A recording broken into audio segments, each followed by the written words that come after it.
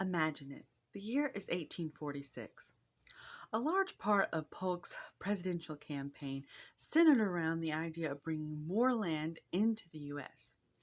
By the end of last year, he had made good on his promise to bring Texas into the folds. Now he's focusing on more land out west, specifically the Northwest. You can't fulfill manifest destiny without the from sea to shining sea part. In this case, it was adding Oregon to the state roster. The question of Oregon's status goes back decades. Back in 1818, Americans were settling with the British in the area. Even back then, they were trying to settle on a border.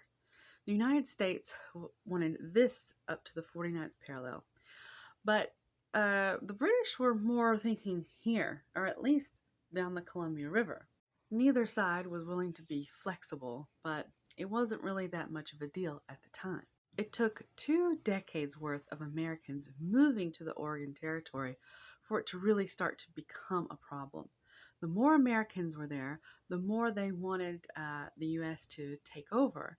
And the more they wanted to take over, the more it angered the British. And at this point, it just could not be ignored way back in Washington, D.C. So last summer, Polk came up with a compromise. We would have up to the 49th parallel, but the British would have control of Vancouver Island, which, as you can see, dips a little bit below the 49th. However, the powers that be in London rejected it. But Polk let them know that he was actually willing to go to war over this. It took a year of kicking around before Great Britain finally decided, you know what, okay, that's fine.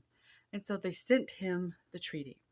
And then Polk had the treaty in his hands, fresh off the presses, but he still wouldn't sign it. He ended up taking it to the Senate and he said, I need it to be approved here before I put any kind of commitment to it. And that's what he did. They approved it in the Senate, then he approved it, even though the whole thing was his idea to begin with. Despite avoiding war, there were still those who criticized Polk for not having an all-Oregon attitude. And what they meant by that was instead of ending at the 49th parallel, they wanted the territory to go all the way up to the corner over there to the 54th parallel. They wanted the entire territory. They didn't want to share. It just goes to show you that there is no topic that literally everyone will agree on. To be fair, Polk was probably more than happy to disregard any naysayers because he had another dispute going on and really needed to focus his energy on the Mexican-American War. For more information about the presidency of Polk, please check back on the episode about his tenure.